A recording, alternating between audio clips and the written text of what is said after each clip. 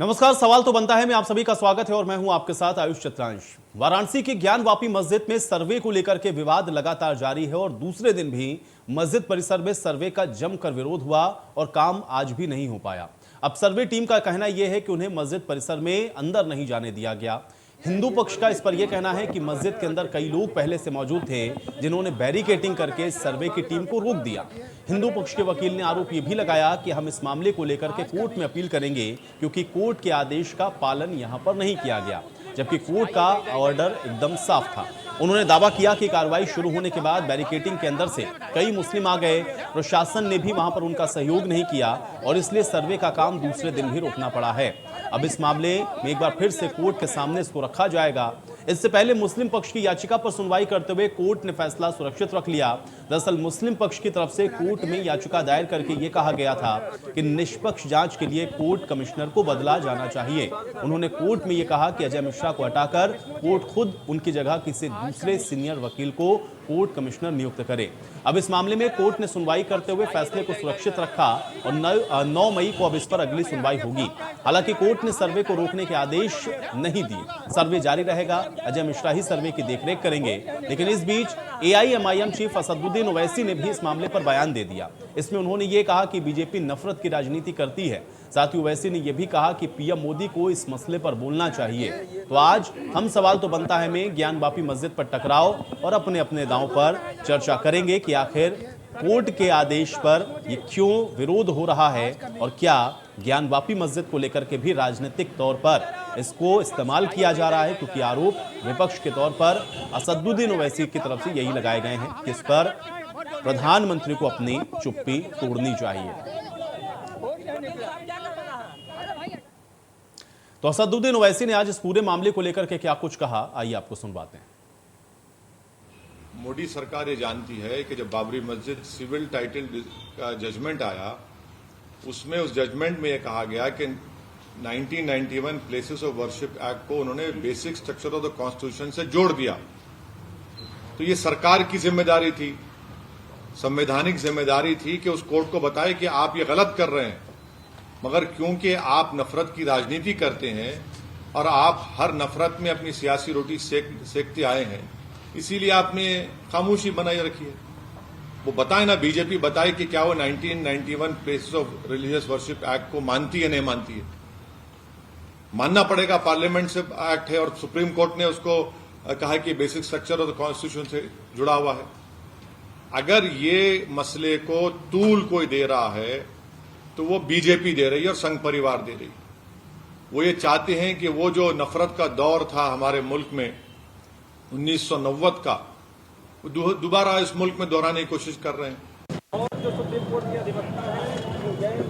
ज्ञानवापी मस्जिद और श्रृंगार गौरी के मंदिर को लेकर जिस तरीके से 2 दिन लगातार यहां पर सर्वे और वीडियोग्राफी की टीम पहुंची, पहले दिन भी वो सिर्फ बाहरी हिस्सों पर ही वीडियोग्राफी करने के बाद वापस लौटी। आज दूसरा दिन था और यहां पर पहुंचने के बाद लगभग 1 घंटे तक अंदर रहे, लेकिन उसके बावजूद भी वीडियोग्राफी मस्जिद के अंदर का नहीं हो पाया। हालांकि उनका आरोप है कि पहले से वहां पर मौजूद मुस्लिमों ने इसका विरोध किया। वो नमाज पढ़ने के लिए गए थे, लेकिन वो मस्जिद में पहले से बैठे थे और जब हम लोग अंदर जाने की कोशिश किए तो वो विरोध करने लगे।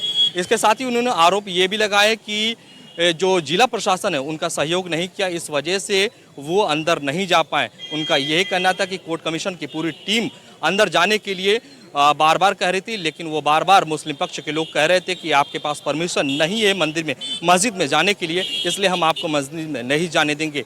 जिस तरीके से लगातार 2 दिन से ये प्रक्रिया चली, उसके बावजूद भी हिंदू पक्ष या फिर कोर्ट कमीशन की टीम को निराश हाथों से वापस लौटना पड़ा। उनके साथ कोई अंदर जो सबूत थे, जो इकट्ठे करने की सबूत दिए गए थे, वो सबूत नहीं मिल पाए क्योंकि वो अंदर नहीं जा पाए। इसलिए शायद वो अब जो भी रिपोर्ट उनके पास है वो रिपोर्ट सौंपेंगे। अब देखना होगा क्या वो फिर से दलील देते हैं न्यायालय में, और उसके बाद जब न्यायालय में अगर इसकी कोई डेट सुनवाई होती है उसके बाद क्या होता है ये देखना बेहद दिलचस्प होगा। वाराणसी।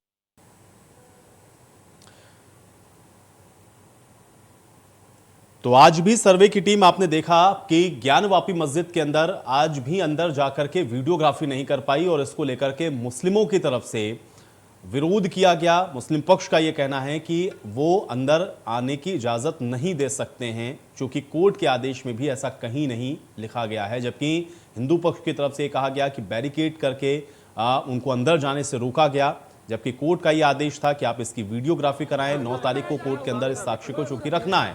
लेकिन अब इसको लेकर के जो राजनीति हो रही है वो भी अपनी जगह पर है, चूंकि असदुद्दीन ओवैसी ने भी गंभीर आरोप लगाए। उन्होंने 1991 के उस एक्ट का भी हवाला दिया, जिसमें उन्होंने ये कहा कि क्या आप उस एक्ट को नहीं मानते हैं या आप उससे ऊपर जाने की कोशिश कर रहे हैं, और भारतीय जनता पार्टी को भी इसके लिए जिम्मेदार ठहराया कि जानबूझ करके देश का माहौल खराब करने की कोशिश के लिए भारतीय जनता पार्टी इस तरह के मुद्दों को, इस तरह के मामलों को हवा दे रही है। लेकिन अब सवाल यह है कि कोर्ट का आदेश था या कोर्ट ने अगर वीडियोग्राफी करवाने के लिए यहां पर एक टीम को भेजा तो उसका विरोध क्यों हुआ, और अब इस पूरे घटनाक्रम में आगे क्या कुछ निकलकर सामने आएगा ये भी देखना उतना ही महत्वपूर्ण होगा। क्योंकि जिस तरह की स्थितियां या जिस तरह की परिस्थितियां कल से लेकर के आज तक बनी हैं, वो जाहिर बात है कि इस पूरे मसले को और ज्यादा उलझाती हुई नजर आ रही हैं। तो अब श्रृंगार गौरी को लेकर के जो दावे हैं या 1991 का जो एक्ट है जिसका हवाला मुस्लिम पक्ष ने दिया, और जिस तरह की स्थितियां यहां पर आज बनी, सर्वे पूरा नहीं हो पाया है और अब कोर्ट इस पर आगे क्या डिसीजन लेता है ये भी देखना होगा। लेकिन क्या ज्ञानवापी को लेकर के अब एक तरीके से ये माना जाए कि राजनीतिक तौर पर इसका इस्तेमाल हो रहा है, क्या इसके पीछे राजनीति हो रही है? क्योंकि आदेश ये कोर्ट का है, लेकिन उसके साथ असदुद्दीन ओवैसी इसको राजनीति के साथ जोड़ रहे थे। और क्या वाकई में माहौल को खराब करने की कोशिश के तौर पर आज ये जो वीडियोग्राफी या इसका जो विरोध हुआ उसको इस नजरिए से देखा जाए? चूंकि काशी और ज्ञानवापी को लेकर के आपने देखा है कि पहले भी बहुत सवाल उठते रहे हैं, लेकिन मामला काफी लंबे समय से आप देख रहे थे कि ठंडे बस्ते में था। लेकिन अब चूंकि कोर्ट की तरफ से जब ये आदेश दिए गए कि आप जाएं यहाँ पर वीडियोग्राफी करें, उस साक्ष्य को कोर्ट के सम्मुख रखें, क्योंकि श्रृंगार गौरी को लेकर के जो दावे किए गए अब उसको लेकर के जब वीडियोग्राफी करने के लिए टीम पहुंचती है तो वहां पर उसका विरोध होता है। कल भी आपने देखा इसी तरह का विरोध हुआ। कल तो बहुत ज़्यादा विरोध था, चूँकि बाहर भी आपने देखा नारेबाजी हुई, तमाम मुस्लिम पक्ष के लोग वहां पर एकत्रित हुए। एक महिला ने तो नमाज तक पढ़ी काशी विश्वनाथ मंदिर के सामने। और उसके बाद कल भी जो टीम है वो अंदर प्रवेश नहीं कर सकी थी, बाहरी जो परिक्षेत्र है उसमें ही वीडियोग्राफी हो सकी थी। आज फिर से टीम गई 3 बजे, लेकिन आज भी मस्जिद के अंदर प्रवेश की अनुमति टीम को नहीं मिल सकी है। तो कुल मिलाकर के अब कोर्ट में इसको किस तरीके से देखा जाएगा, कोर्ट के अंदर अब जो हिंदू पक्ष है वो अपनी बात किस तरह से रखेगा ये देखना होगा, और कोर्ट इस पर आगे क्या फैसला करता है ये भी देखना होगा। लेकिन हिंदू पक्ष ने जो आरोप लगाए हैं ये भी बहुत महत्वपूर्ण है, क्योंकि हिंदू पक्ष का ये कहना है जो टीम गई, बैरिकेड लगा करके उनको रोका गया। स्थानीय प्रशासन के ऊपर भी उन्होंने आरोप लगाया कि प्रशासन ने भी उनका सहयोग नहीं किया, और इसलिए आज जो वीडियोग्राफी का जो पूरा काम था वो नहीं हो सका है। और इसलिए अब इसको लेकर के जो महत्वपूर्ण सवाल हैं आज हम उस पर चर्चा करते हैं। तमाम मेहमान मेरे साथ जुड़ गए हैं, पहले उनका परिचय आपके साथ करवा देते हैं, उसके बाद चर्चा की शुरुआत करते हैं। राघवेंद्र सिंह जी हमारे साथ जुड़ रहे हैं, प्रवक्ता हैं भारतीय जनता पार्टी के। राघवेंद्र सिंह जी स्वागत है आपका इस चर्चा में। कपिल श्रीवास्तव जी हमारे साथ जुड़ रहे हैं, प्रवक्ता है समाजवादी पार्टी के। कपिल श्रीवास्तव जी आपका भी स्वागत। फजील अहमद जी हमारे साथ जुड़े हुए हैं, मुस्लिम स्कॉलर हैं, फजील अहमद जी आपका भी स्वागत है। और डॉक्टर सुनील कौशिक हमारे साथ जुड़े हुए हैं, वरिष्ठ पत्रकार हैं, डॉक्टर सुनील कौशिक जी आपका भी स्वागत। राघवेंद्र जी, चर्चा की शुरुआत आपसे ही करेंगे, चूंकि अभी आपने असदुद्दीन ओवैसी के स्टेटमेंट को भी सुना होगा, और कमोबेश यही बात लगभग सब तरफ से कही जाती है कि आप लोग जानबूझ करके इस तरीके के माहौल को कहीं ना कहीं उठाते हैं, बनाने की कोशिश करते हैं, ताकि आपसी जो सौहार्द है वो बिगड़ जाए, क्योंकि ये सूट करता है पॉलिटिकली आप लोगों को। आज भी असदुद्दीन ओवैसी उसी बात को कह रहे थे, जबकि कोर्ट का फैसला था, टीम गई थी वीडियोग्राफी करने के लिए, लेकिन माहौल आप लोग खराब कर रहे हैं। आपका रिएक्शन चाहूंगा मैं इस पर। एक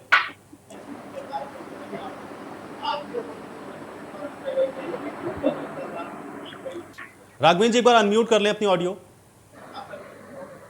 देखिए आवाज आ रही है अब? जी जी बिल्कुल, अब आई आवाज? जी जी। देखिए दुनिया जानती है इस विषय में, ना भारतीय जनता पार्टी पक्ष में है ना विपक्ष में है। इस विषय को लेकर कौन न्यायालय गिर गया ये भी दुनिया जानती है, लेकिन वास्तविकता ये भी है कौन न्यायालय के विषय को लेकर के, न्यायालय के ऑर्डर को लेकर के व्यवधान उत्पन्न कर रहा है, कौन बैरिकेटिंग लगाने की बात कर रहा है, कौन कह रहा है कि हमारी लाशों के ऊपर से मस्जिद के अंदर जाएंगे, कौन हमारे काशी विश्वनाथ मंदिर के सामने नमाज पढ़ रहा है। वास्तविकता यह है, ये विषय कोर्ट में विचाराधीन है।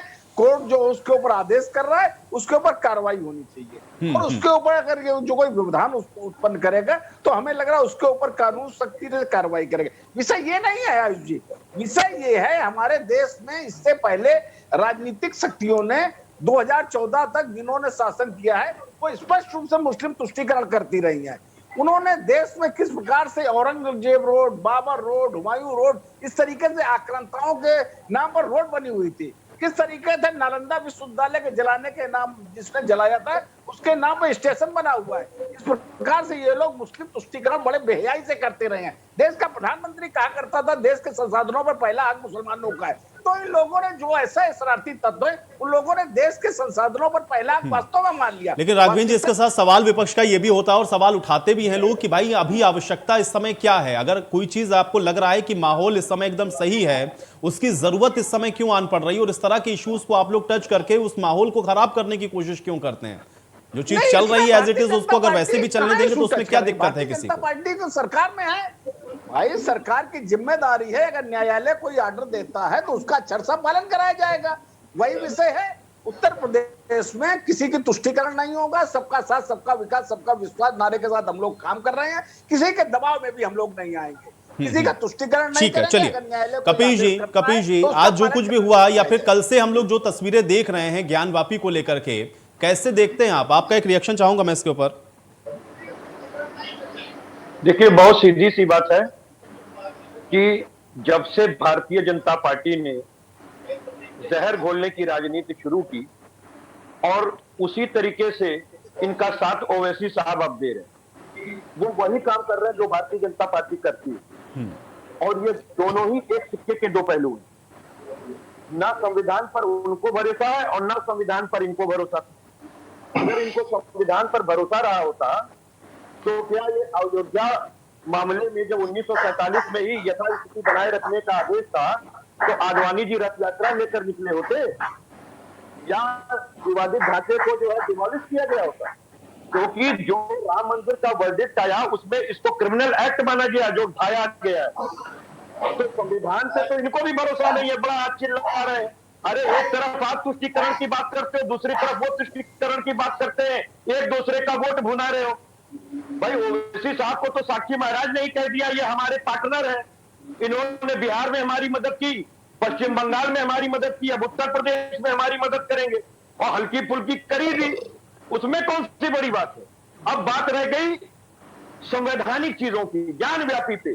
तो मैं एक बात कह रहा हूं कि ओवैसी साहब को अगर ऐसा लग रहा है कि ज्ञानव्यापी मस्जिद पर सुप्रीम कोर्ट को दखल देना चाहिए क्योंकि वर्शिप एक्ट जो 1991 में पारित हुआ उसके सेक्शन 4 में ये लिखा हुआ है कि 15 अगस्त 1947 से पूर्व जो भी मंदिर मस्जिद जिस तरीके से भी हैं उनके स्वरूप में परिवर्तन नहीं किया जा सकता। तो ओवैसी साहब या पक्षकार, क्योंकि मैं सीधी बात कह रहा हूं जी, इसमें कोई भी राजनीतिक दल अगर पक्ष बन रहा है तो वो तुष्टीकरण की राजनीति कर रहा है, वो वोटों की राजनीति कर रहा है। अगर माननीय सर्वोच्च न्यायालय में ओवैसी साहब को, भारतीय जनता पार्टी को, दोनों को आस्था हो और संविधान में आस्था हो तो वक्त का इंतजार कीजिए। अगर कोई कानून के हिसाब से काम हो रहा है तो पक्षकार वहां दोनों तरफ के हैं, वकील वहां दोनों तरफ के हैं, कमीशन माननीय न्यायालय ने नियुक्त किया है। आज भी जो मामला अंदर हुआ उसमें एक पक्षकार दूसरे पक्षकार पर आरोप लगा रहा है और एक पक्षकार ये भी कह रहा है कि प्रशासन भी जो है वो उनका साथ दे रहा था। सबसे बड़ी बात यह सोचिए, बिल्कुल प्रतिवादी का साथ दे रहा था। अरे हास्यास्पद नहीं लग रहा जब 9 तारीख को एक मामला सुना जाएगा और कोई स्पेसिफिक आदेश उस पर नहीं है? आप खुद ही जैन साहब ने इस बात को कहा कि हम 9 तारीख को अब स्पेसिफिक ऑर्डर ले आएंगे। तो जब आप स्पेसिफिक ऑर्डर ले आइएगा तो बात कीजिएगा। इसमें नफरत बोलने की राजनीति क्यों की जा रही है? माननीय कोर्ट के अंदर जो मामला है उसको कोर्ट के अंदर कहिए, उसको पब्लिक डोमेन में कहने का कोई अर्थ नहीं है।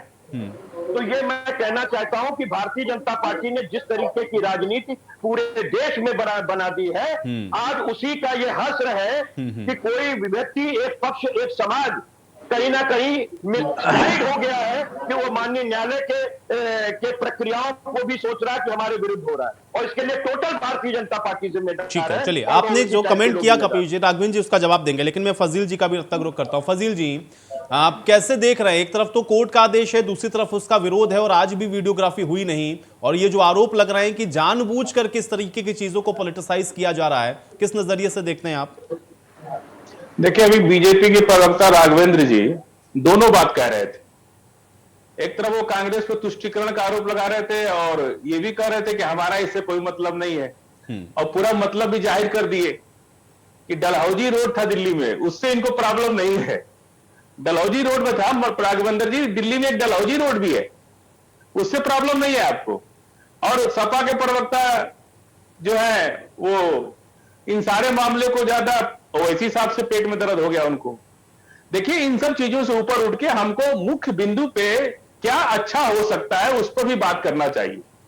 देखिए चित्रांश जी, वादी ने कहीं भी अपने वाद में क्या मांग की है? वो तो ज्ञानवापी मस्जिद का कोई जिक्र ही नहीं है।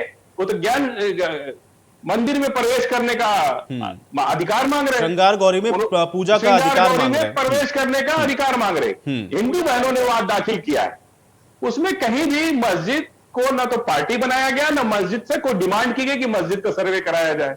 यही कहना है हमारा, और तमाम इंतजामिया कमेटी ये कह रही है कि भाई जब हमको वादी ने हमको कुछ पार्टी नहीं बनाया और हमसे कोई डिमांड नहीं कर रहे, कोई मांग नहीं कर रहे, मुकदमा वादी के प्रतिवाद से चलता है, वादी के वाद से चलता है कि वादी चाहता क्या है। जी जी, उसमें हमारे अब ये लोग उसमें उस मामले को दबा करके ज्ञानवापी मस्जिद का मुकदमा ऑलरेडी हाईकोर्ट से स्टे है, प्लेसेस ऑफ वर्शिप एक्ट देश में लागू है। सरकार ये सही कहा, ओवैसी साहब ने जो कहा तो वो तो सही कहा कि सरकार उसमें खुद कहना चाहिए कि भाई ये मुकदमा नहीं चल सकता, उल्टा सरकार जो है और मुकदमा चलवाना चाह रही है, वो गलत। देखिए कुल मिलाकर के बात को यदि हम नेशनल राष्ट्र की भाषा में अगर हम कहें कि अगर हमको लगता है कि ये हमारे अपने देश में इस तरह की बातें नहीं होनी चाहिए, तो मैं भाजपा और सपा दोनों लोगों से निवेदन करता हूं कि आप लोग इसको उन लोगों पर ही छोड़ दीजिए जो इस धर्म से जुड़े हुए लोग हैं, जो वादी प्रतिवादी है उनके ऊपर ही छोड़ दीजिए। वो लोग अदालत के माध्यम से अपना इसको तय कर लेंगे क्या करना है नहीं करना है। आप लोग झूठे कूद जाते हैं बीच में। भाजपा के प्रवक्ता राघवेंद्र जी एक तरफ ये भी कह रहे हैं कि हमारा इससे कोई मतलब नहीं है, और दूसरी तो लंबी चौड़ी कहानी, ये तुष्टीकरण वो तुष्टीकरण। अरे आप किसका तुष्टीकरण कर रहे हैं? आप भी तो एक पक्ष का तुष्टीकरण कर रहे हैं ना। ये बताइए, आतंकवादियों का तुष्टीकरण कांग्रेस नहीं करती रही है क्या? सर ये अब देखिए चलेगा आतंकवाद पर ये लोग नहीं राघवेंद्र जी देखिए ठीक है, फजील जी अपनी जगह पर सही है, वो ये कह रहे हैं कि आप लोग इसको छोड़ दीजिए ना, जो उसमें वादी प्रतिवादी उन पर छोड़ दीजिए। आप लोग एक दूसरे के ऊपर जब आरोप लगाना शुरू करते हैं तो वहीं से तो ये राजनीति शुरू हो जाती है ना राघवेंद्र जी। उनका अपनी जगह पर कहना ठीक है, लेकिन राघवेंद्र जी ठीक है, राघवेंद्र जी आराम से जवाब दीजिएगा, मैं आपको पूरा समय दूंगा। लेकिन अभी मैं डॉक्टर सुनील कौशिक जी का रुख करूंगा। डॉक्टर सुनील कौशिक जी, एक वरिष्ठ पत्रकार होने के नाते आपका मैं एक रिएक्शन जरूर चाहूंगा, चूंकि देखिए पॉलिटिकल बातें होती रहेंगी, राजनीतिक मेहमान है वो अपनी अपनी बातें जिनको जो सही लग रहा वो कहेंगे, लेकिन ज्ञानवापी को लेकर के या फिर श्रृंगार गौरी को लेकर के जिस तरह की हम लोगों ने देखी परिस्थितियां बनी कल से लेकर अब तक, और आज जिस तरह से उनको रोका गया, क्या इसके पीछे आपको नजर आ रहा है और इसको किस नजरिए से आप देख पा रहे हैं? डॉक्टर सुनील कौशिक जी।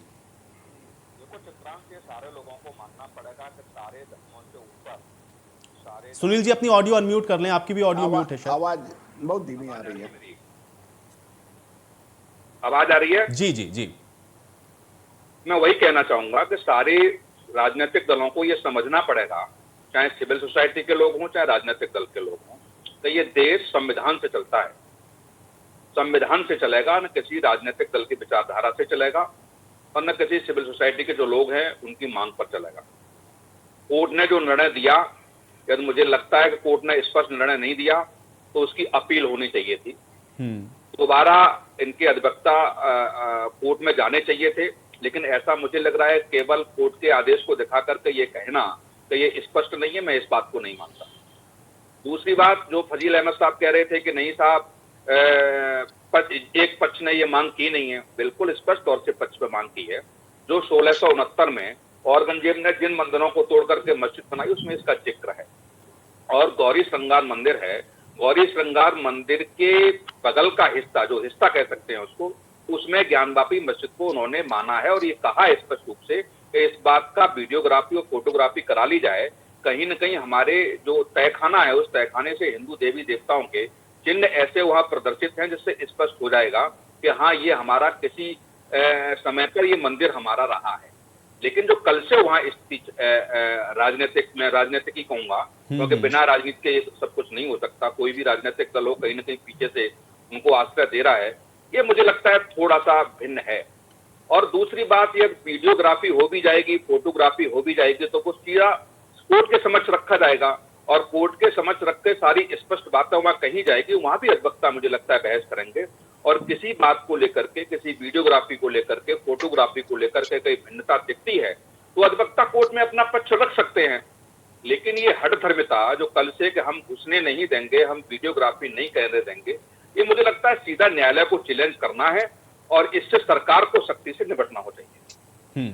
योगी धनंजय जी भी हमारे साथ इस बीच जुड़े हुए हैं, हिंदू धर्म गुरु हैं। योगी धनंजय जी, आपका भी स्वागत है। योगी धनंजय जी, आप किस तरह से देख रहे हैं इस पूरे प्रकरण को, क्योंकि कल से लेकर के आज तक हमने देखा 2 बार टीम गई वहां पर वीडियोग्राफी करने के लिए, लेकिन दोनों ही बार अंदर प्रवेश नहीं करने दिया गया। कैसे देख रहे हैं और क्या आपको लग रहा है कि इसको लेकर राजनीति हो रही है? राजनीति से भी ज्यादा ये हठ नीति हो रही है कि हमारा मस्जिद है तो हम किसी को घुसने ही नहीं देंगे। ये नहीं समझ में आता कि मस्जिद में ऐसी कौन सी गोपनीय चीज है। हमारे मंदिर में वो आते हैं तो किसी को कोई समस्या नहीं, अन्य जगहों पे जाते हैं कहीं कोई समस्या नहीं, मंदिर में भी उनको नमाज पढ़ना हो तो कहीं कोई समस्या नहीं। लेकिन अन्य धर्मावलंबी अगर मस्जिद में प्रवेश करता है तो इससे इनके ऊपर क्या प्रभाव पड़ता है, यही नहीं समझ में आ रहा है। राजनीति तो कोई तब करेगा जब हमारा मुस्लिम समाज उस चीज को जगह देगा। जब हमारा मुस्लिम समाज ही जुमा के बाद हम लोग साधना उपासना करते हैं तो साधना उपासना करने के बाद हमारे मन पे शांति होती है, हम विश्व के कल्याण का चिंतन करते हैं। लेकिन ये कौन से धर्म का रहस्य है, हमको नहीं समझ में आता कि जुम्मा जैसी पवित्र नमाज करने के बाद उनके मन में हिंसा आती है, वो भीड़ की तरह खड़े हो जाते हैं और क्या छुआछूत है कि अस्पृश्यता है कि उनके मन में कौन सा भय है जो किसी और को वो मस्जिद में जाने नहीं दे रहे हैं। राजनीति तो यहां से शुरू हो रही जहां उनके धर्मावलंबी गलत तरह की व्यवहार का पालन कर रहे हैं। हम तो क्षुब्ध हैं, हम तो केवल पढ़ते चले आए हैं कि 1000 साल से हमारी मंदिरें तोड़ी जाती रही। गलती से बहुत सारी जगह हम लोग गए, कुतुब मीनार गए, ताजमहल गए, हर जगह जाने पे एक अजीब सी चीज दिखाई देती है कि वहां हमारे मंदिरों के अवशेष अभी भी दिखाई देते हैं। इसमें फोटोग्राफी कराएं या वीडियोग्राफी कराएं, कुछ भी ना कराएं तब भी देखने से सामने से दिखाई देता है। ये सारी जो हिंदू समाज की पीड़ा है, हमारे साधु समाज की पीड़ा है, क्या हमारे मुस्लिम भाइयों को नहीं दिखाई देती जो इसमें राजनीति करने की जगह दे रहे हैं? योगी धनंजय जी, मुझे ये बताइए, देश में हम लोग इस समय जिस चीज को मान रहे हैं, जो फॉलो कर रहे हैं, वो तो हमारा कॉन्स्टिट्यूशन है ना। संवैधानिक तौर पर आप उस चीज को ज्यादा ऊपर रखेंगे या सेंटिमेंट के आधार पे कि हमारी ये चीज थी, पहले हमारी ये चीज थी, इस पर ये बन गया इसलिए हमको वहां पर जाने दिया जाए, वीडियोग्राफी कराने दी जाए, या इस तरह की परिस्थितियों को हम उत्पन्न कर दें कि हम देश के अंदर देखें कि एक अजीब तरीके का माहौल बनना शुरू हो जाए? जरूरत इस समय क्या है? कॉन्स्टिट्यूशन ज्यादा जरूरी है कि हमारे सेंटिमेंट ज्यादा आवश्यक? भगवान, हमारा मुस्लिम समाज से बहुत अच्छा संबंध रहा है, 1 मिनट सुनने का प्रयास करें। हमारा मुस्लिम समाज से भी बहुत अच्छा संबंध रहा है और हमने अक्सर उनसे धर्म चर्चा पे यही पाया है कि किसी विवादित स्थान को वो मस्जिद स्वीकार ही नहीं करते। क्या ये सच है या गलत है? जो भी हमारे मुस्लिम धर्मगुरु हमारे साथ बैठे हों वो बताएं कि क्या विवादित स्थल पे वो मस्जिद को स्वीकार करते हैं? जरूर हैं, मुस्लिम स्कॉलर हमारे साथ हैं। क्या विवादित स्थल को मस्जिद स्वीकार करते हैं कुरान में? फजील जी जवाब दीजिए। देखिए, योगी जी की बात पर मैं जवाब देना चाहता हूं। आप किसी भी चीज को अगर विवादित बना देते हैं तो ऐसा नहीं है कि आप विवादित बनाते जाइए और नमाज पढ़ना बंद कर देंगे। विवाद आप किसी, देखिए ये लोग अयोध्या में भी जहां पे बाबरी मस्जिद थी उसको भी कहते थे कि ये मंदिर तोड़ के बनाया गया मस्जिद है, लेकिन सुप्रीम कोर्ट ने वहां भी कह दिया कि कोई मंदिर नहीं तोड़ा गया और ना ही बाबर ने इस मस्जिद को बनाया। कोई विवादी वहां नहीं सामने आया। सुप्रीम कोर्ट के आदेश में साफ साफ लिखा है कि बाबर ने कोई मंदिर नहीं तोड़ा, मंदिर तोड़ के मस्जिद नहीं बना और ना ही बाबर ने मस्जिद बनाया। तो इनके सवाल का जवाब तो खुद सुप्रीम कोर्ट ने वहां भी चलिए राम मंदिर बन रहा है, कोई बात नहीं, लेकिन अगर आप किसी चीज को जानबूझ के विवादित जगह हम लोग मस्जिद नहीं बनाते हैं, लेकिन आप किसी मस्जिद को कहें कि साहब इस पे विवाद है, आप नमाज में पढ़िए, तो हमको पूछने का हक है कि इसमें विवाद क्या है। जब देश में एक आजादी वही तो जानने की कोशिश फजील जी हो रही है ना, क्योंकि अगर विवाद वहां से ये कह रहे हैं कि विवाद है तो भाई वीडियोग्राफी कर लें। देश की सारी मस्जिदों को खाने में क्या मिल रहा है या वहां पे स्तंभ पे क्या देवी देवताओं के चित्र हैं या श्रृंगार गौरी है उसके अंदर, यही तो वीडियोग्राफी से सामने आना। मान्यवर, काशी पहले थी, आसी पहले थी कि हम मुस्लिम पहले आए थे? देखिए, उस पर हमको डिस्कस नहीं करना है। ये मामला इसीलिए अदालत में चल रहा है।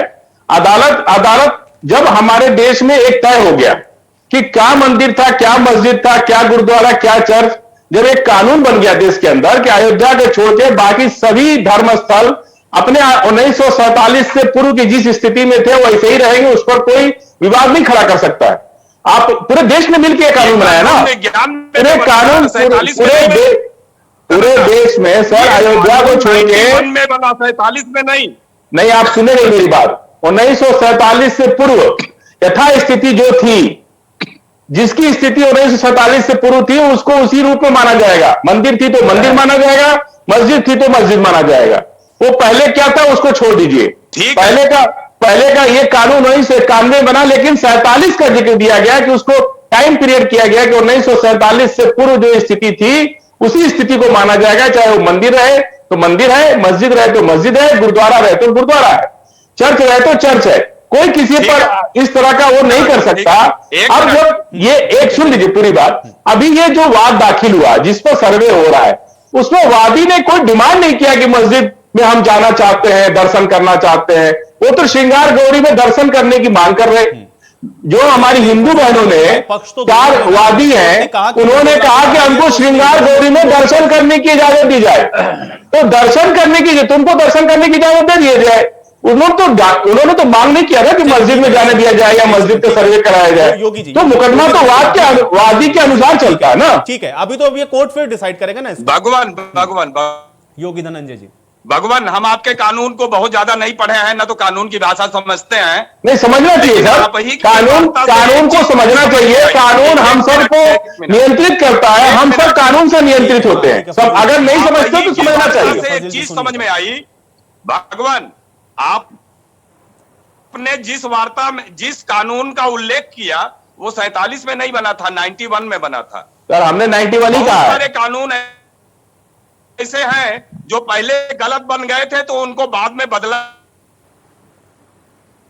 भी निर्माता है जो भी हमारे देश के, बहुत उनसे ये डिमांड करते हैं कि 91 के कानून को बदला जाए और जो जिसकी चीज थी उसको दिया जाए। कानून में परिवर्तन की आवश्यकता है, कानून को लेकर के लड़ने की क्या जरूरत है? नहीं, कानून तो बदल जाता है। ठीक है, अब ये डिमांड आप करिए, उस पर देखते हैं सरकार का निर्णय क्या होता है। लेकिन ठीक है, राघवेंद्र जी मुझे बताइए, क्योंकि कपिल जी ने कहा कि भाई 2014 के बाद से जिस तरह की राजनीति आप लोगों ने इस देश के अंदर शुरू कर दी है, ये उसी सब का नतीजा है कि कोर्ट भी आदेश देता है तब भी एक पक्ष खड़ा हो जाता है, उसको ये लगता है चूंकि आप तो उसके पीछे खड़े हो गए। राघवेंद्र जी जवाब दीजिए।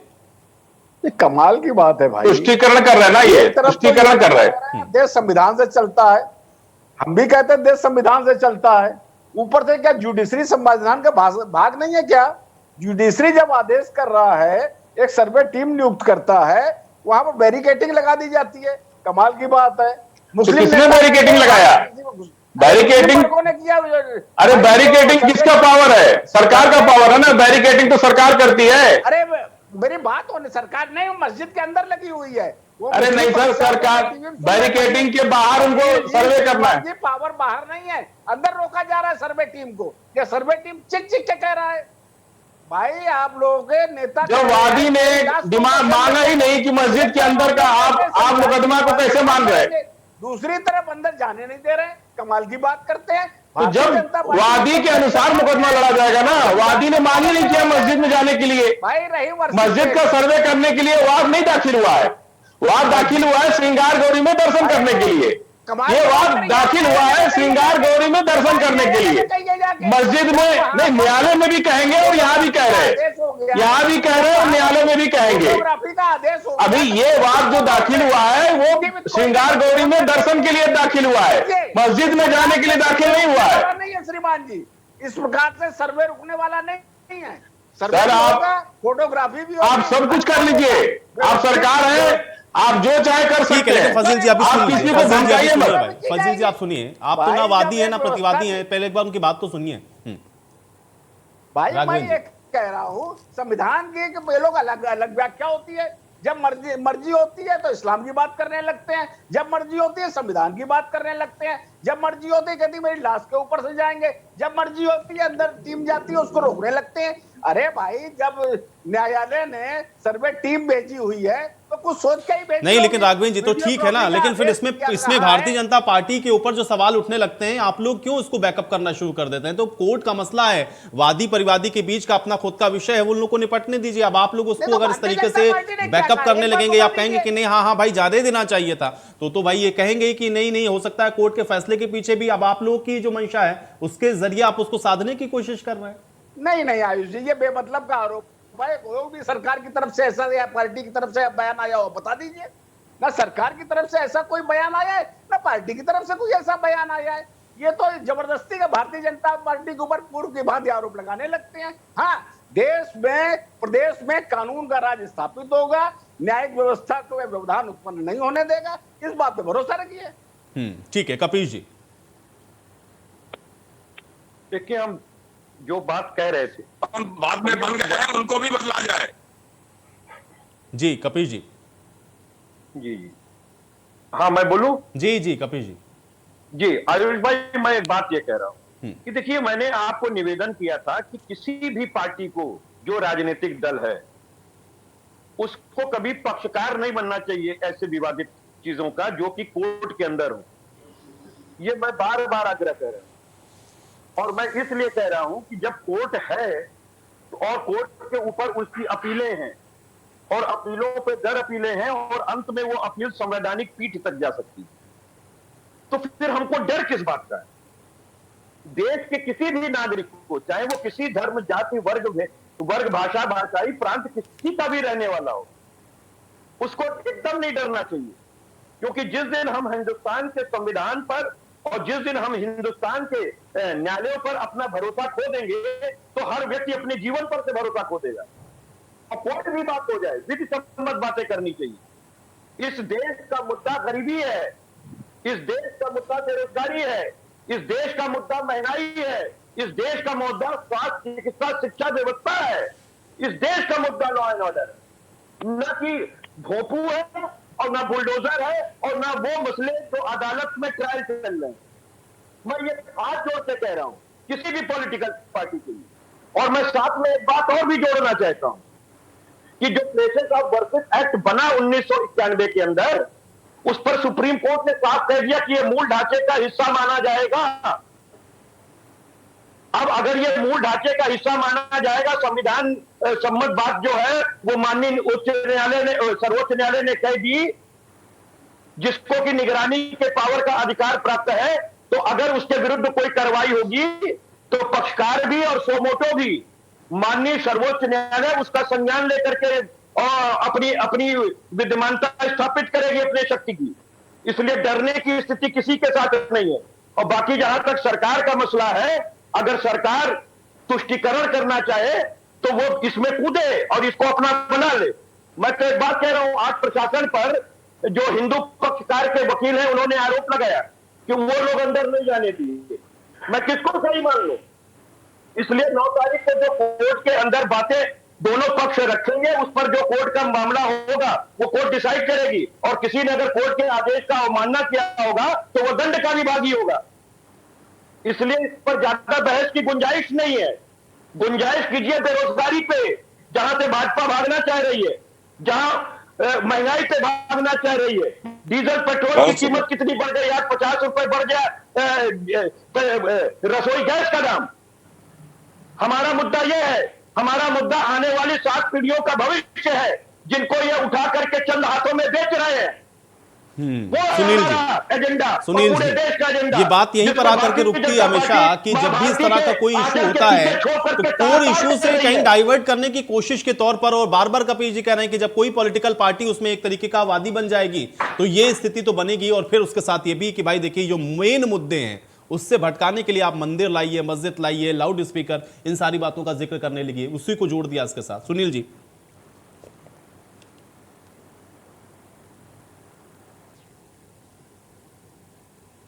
डॉक्टर सुनील कौशिक जी, आवाज मिल रही है आपको? जी जी जी, देखो जो कपिल जी ने कहा, निश्चित तौर से वो मुद्दे हैं, लेकिन मुद्दे ये भी हैं जिस मुद्दे पे चर्चा हो रही है, उन मुद्दों के साथ साथ हम इन मुद्दों से भी नहीं भाग सकते, क्योंकि ये मुद्दे जनभावनाओं से जुड़े हुए मुद्दे होते हैं।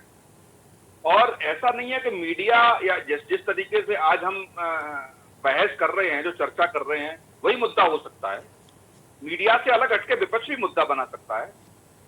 एक बड़ा आंदोलन विपक्ष जिन मुद्दों को गनाया के बीच में छेड़ सकता है, सड़कों पे उतर सकता है, तो वो ऐसा नहीं है कि वो मुद्दे खारिज किए जा सकते हैं। लेकिन जन भावनाओं से जुड़े हुए मुद्दे भी मुद्दे होने चाहिए, मेरा कहने का मतलब ये। आयुष भाई, ये जन मुद्दा नहीं है, ये जन भावनाओं से जुड़ा हुआ मुद्दा नहीं है। सुनील कौशिक जी, उसको बीच में आप वो मत करें। ये माननीय न्यायालय के समक्ष विचाराधीन है। जब दोनों पक्षकार हैं, दोनों पक्षकार के वकील हैं, अगर इसमें हम मुद्दा बनाते हैं तो हम अपनी राजनीतिक रोटी सेकने के लिए आ रहे हैं। बिल्कुल बिल्कुल कपीश जी, आप और ये देश का संविधान कहता है, इस देश का संविधान कहता है, इस देश के आइन को मानना चाहिए। और ये देश का संविधान कहता है कि ये पंचनिष्ठ राष्ट्र है, ये धर्म देखिए कपिल जी, एक सेकंड पहले सुनील जी की बात को समझे पहले। सुनील जी, चिल्लाने से और मेरे कहने से ये बात झूठी नहीं हो जाएगी। पक्षकार, मैं ये कह रहा हूं कि जब ये जुडिशरी के अंदर है तो इसमें राजनीतिक पार्टियां इसको मुद्दा क्यों बनाएंगी? आप सुन लीजिए। क्या देश के न्यायालय पे सुनील कौशिक को भरोसा नहीं है क्या? बिल्कुल भरोसा है, बिल्कुल भरोसा है। अगर भरोसा है फिर आप राजनीतिक दलों को इसमें रोटी सेकने के लिए क्यों कह रहे हैं? आप सुन लीजिए ना, आप राजनीतिक दलों को इसमें रोटी सेकने के लिए प्रेरित क्यों कर रहे हैं? आदेश को अपने हिसाब से गढ़ेंगे। अरे मैं तो इस पर पूछ रहा हूँ कि अगर न्यायालय पे भरोसा है तो आप राजनीतिक दल जो उनके काम है जनता से जुड़े मुद्दे जो जीवन के लिए सुनिए तो कपिल जी, सुनिए पहले। देखिए सुनिए, ठीक है, आपने कह दिया कि राजनीतिक दलों को क्यों कह रहे हैं कि भाई इस पर राजनीति करें, लेकिन उनकी बात को तो पहले सुनिए ना। हाँ सुनील जी, कहने का मतलब ये, अयोध्या का प्रकरण भी कुछ पक्षों के बीच था, तब भी लोग जन भावनाओं का पक्ष मानने के लिए तैयार नहीं थे, और जब बातें निकलती हैं तो जन भावनाओं से जुड़ जाती हैं। आज ओवैसी चिल्ला रहे हैं ना बाहर से, यूपी से, उनका कोई मतलब नहीं है ओवैसी का, न उनका राजनीतिक दल यहाँ बहुत मजबूत की स्थिति में है। तो जब जन भावनाओं से बातें जुड़ जाती हैं, और राजनीतिक दल तो मैं देख रहा हूं कि अपने हिसाब से जन भावना का मुद्दा माने न माने, या साहिबानों के सुप्रीम कोर्ट का आदेश आता है तो लोग नहीं मानेंगे, तो उससे वोट बैंक प्रभावित हो जाएगा, तब न्यायालय के आदेश धराशायी हो जाते हैं, न्यायालय का आदेश लोगों के गले नहीं उतरता। और जब अभी 2008 में आपने देखा होगा दलित एक्ट को लेकर के कोई प्रकरण आया था, पूरा देश चल गया, भारत सरकार ने उसको बदला, तब सुप्रीम कोर्ट के आदेश को किसी ने नहीं माना। तो नहीं, सुप्रीम कोर्ट के आदेश को मानना सब लोगों की जिम्मेदारी है। जब राजनीतिक दल अपने हिसाब से न्यायालय के आदेशों की परिभाषा गणित करने लगेंगे और ये देखने लगेंगे कि हमें इससे फायदा और नुकसान है या हमारे पक्ष में या विरोध में है, तो न्यायालय का आदेश आदेश है, और न्यायालय का आदेश कोई मायने नहीं रखते। ये देश जानता है। SC ST एक्ट जिसकी आप बात कर रहे हैं उसको आप आस्था से नहीं जोड़ सकते हैं, उसको आप आस्था से नहीं जोड़ सकते हैं। सुनील जी, आम की तुलना इमली से मत कीजिए, आप डॉक्टरेट हैं, मैं आपको अनुकरणीय मानता हूं, कम से कम इस तरह की गफलत पैदा मत कीजिए।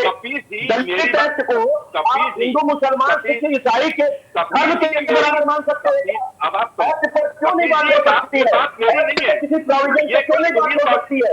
अरे कपिल जी, ये कोई बात सुनील मैंने तो आपको बार ये कहा कि जो ऐसे मुद्दे हैं जो आस्था पे आधारित हैं, जो ट्रायल हो रहे हैं न्यायालय में, उसमें किसी राजनीतिक दल को पक्षकार बनाने के लिए प्रेरित मत कीजिए। इस देश में इससे कई ज्यादा जुड़े मामले होते हैं जो व्यक्ति के अस्तित्व से जुड़े हुए हैं, उसके नहीं कपिल जी, लेकिन भाई सुनील जी के कहने से कोई राजनीतिक दल कैसे प्रेरित हो जाएगा? मुझे बताइए कपिल जी, आप प्रेरित हो रहे हैं क्या? आप प्रेरित हो रहे हैं क्या सुनील जी किस बात से कि आपको बन जाना चाहिए उसका कोई एक नहीं? कपिल जी, किसी के कहने से कोई प्रेरित थोड़ी ना होगा। बता रहा हूँ नहीं, लेकिन डॉक्टर कौशिक जो है वो एक पढ़े लिखे व्यक्ति है। आपकी बात, आपकी विचारधारा समाजवादी पार्टी की हो सकती है, मेरी कोई विचारधारा नहीं है। मैं तो जनता के बीच जो नहीं, आपकी विचारधारा ये है कि आप एक नैतिक और शिक्षित आदमी हैं, जिनको मैं भी एक आदर्श के रूप में लेता हूँ, इसलिए मैं आपको प्रश्न खड़ा कर रहा हूँ। जो आप आज मैं इसलिए प्रश्न कर रहा हूँ इसको मन जोड़िए कि आप एक शिक्षाविद हैं और शिक्षाविद को इस तरीके से प्रेरित नहीं करना चाहिए। भावनाओं के बाद में जुड़ा, जब बातें की सीमाएं टूट जाती हैं, जो जन भावना से जुड़ी हुई है वो वही जन भावनाओं से जुड़ जाता है, उसको आपको समझना पड़ेगा। तो जन भावनाओं का आड़ में करके अविश्वास न पैदा कीजिए। लग गई, अब आप कहोगे ओवैसी और बीजेपी का ए और बी है, ये मतलब नहीं है। जब न्यायालय से मामला नहीं सुलझेगा, सरकारें उस मामले को नहीं सुलझा पाएंगी, तो वो मुद्दा जन भावनाओं से जुड़ता है और फिर जनता अपने ऊपर लेके एक बड़ा आंदोलन छेड़ने के लिए प्रयास करती है। बात को हम मानिए। अब मेरे कहने से आप ये कहें सुनील कौशिक की व्यक्तिगत राय है, ये मेरी व्यक्तिगत राय नहीं है, ये इस देश में जो हो रहा है वो मैं बखान कर रहा हूँ। आप बताइए, साहिबानों का केस जुड़ा हुआ मुद्दा नहीं था जनभावनाओं से क्या?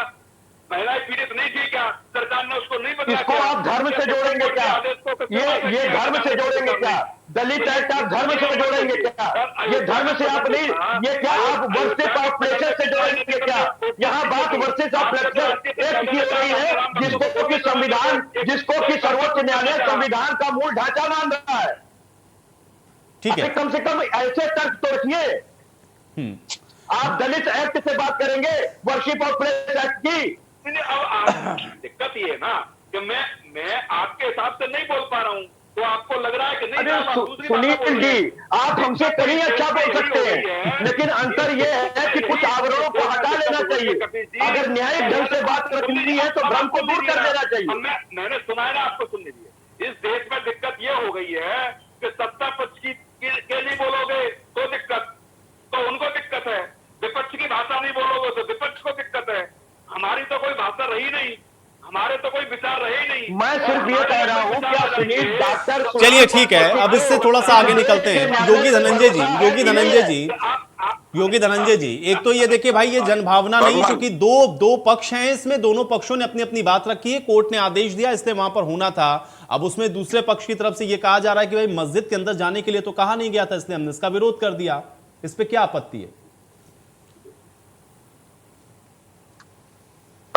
जब श्रृंगार गौरी की स्थिति ही मस्जिद के अंदर है तो उसमें हमारी भी तो मजबूरी है, हम ढूंढेंगे कहां? हर शिव मंदिर के बगल में पार्वती माँ की गौरी की प्रतिमा होती है। जितने भी ज्योतिर्लिंग में जाइए, हर जगह शिव मंदिर के बगल में माँ पार्वती का एक मंदिर होता है जिसका नाम बनारस में श्रृंगार गौरी है। तो श्रृंगार गौरी मंदिर गई कहां? जब बगल में मस्जिद आ गई, जो हमारे सारे धर्म तीर्थ स्थल हैं, चाहे मथुरा हो, चाहे काशी हो, चाहे जहां भी, बगल में मस्जिद कहां से आ जाती है? अगर ये तोड़ी नहीं गई, अगर इसमें कोई छेड़छाड़ नहीं किया गया, तो हमारे धर्मस्थल विकृत क्यों है? हम तो सारे जितने भी पक्षकार बैठे हैं, चाहे वो किसी भी पार्टी से हो, हम तो उनसे केवल अपनी न्याय की भीख मांग रहे हैं ना।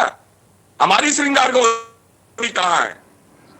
अगर शिव मंदिर में नहीं है तो बगल की बिल्डिंग में ही तो खोजी जाएंगी, जिसको आपने मस्जिद बना के और बैरिकेड कर लिया कि हम इसके अंदर किसी को आने ही नहीं देंगे। ये कौन सा तरीका है? जब श्रृंगार गौरी की प्रतिमा हमारे तो बगल में ही तो है, जहां बराबर।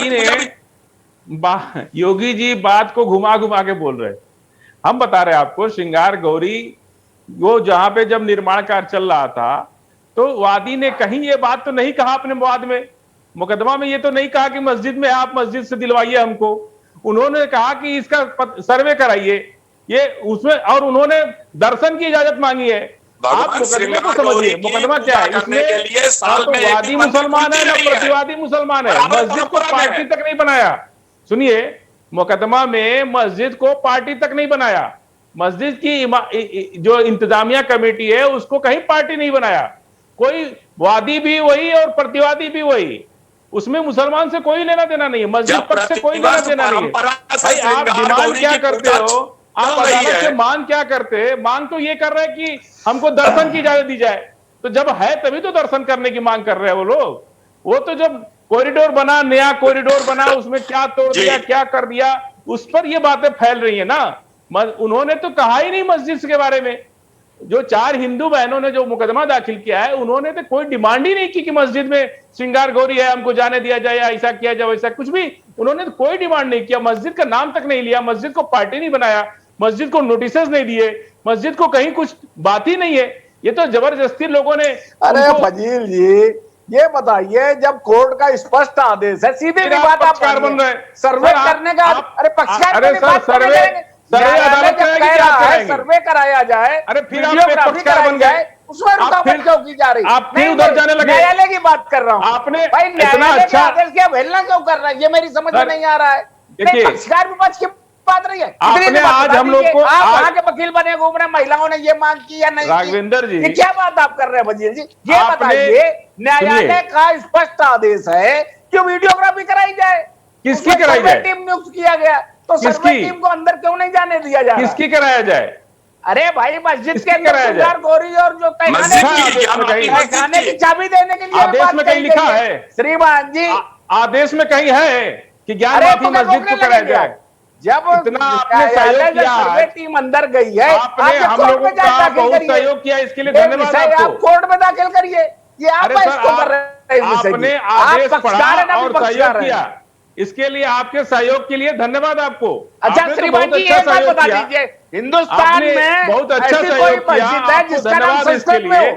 एक बात बता दीजिए, ज्ञान वापी शब्द ही चीख चीख के कह रहा है, ज्ञान वापी मस्जिद नहीं हो सकती है। इसके बारे में आप क्या जवाब दे रहे हैं? अरे ज्ञान वापी का वादी मतलब ने है कहीं अदालत के आदेश में ज्ञान वापी शंकर शब्द ने माँ गौरी को ज्ञान दिया था, वहां तालाब था। अब ज्ञान वापी मस्जिद, मैं इस विषय में नहीं जा रहा हूं, ये ना हमारा विषय है। लेकिन जब आप इस प्रकार की बातें कर रहे हैं तो ये बात निकलेंगी। ये बताइए कि मस्जिद की एक दीवार मंदिर की जी, दीवार आप पे एक नहीं पक्ष खड़ी की है। तरफ से खड़े हो रहे हैं। भाई आप वो तो फिर चीख चीख के पक्षकार कह चलिए रहे बन ठीक है, रहे हैं। आप लोग के आरोप प्रत्यारोप के बीच में चर्चा ऐसे बात आप कर रहे हैं। शुक्रिया आप लोगों का भाई, समय पक्ष- निकालने के लिए, चर्चा का हिस्सा बनने के लिए। हालांकि मामला कोर्ट के ही अंदर विचाराधीन है और अब कोर्ट को ही इस पर निर्णय लेना है कि आगे आज जिस तरह से इस वीडियोग्राफी को रोका गया है, कोर्ट उस पर अपना जो फैसला है वो क्या सुनाता है। आज सवाल तो बनता है, मैं मेरे साथ फिलहाल इतना ही।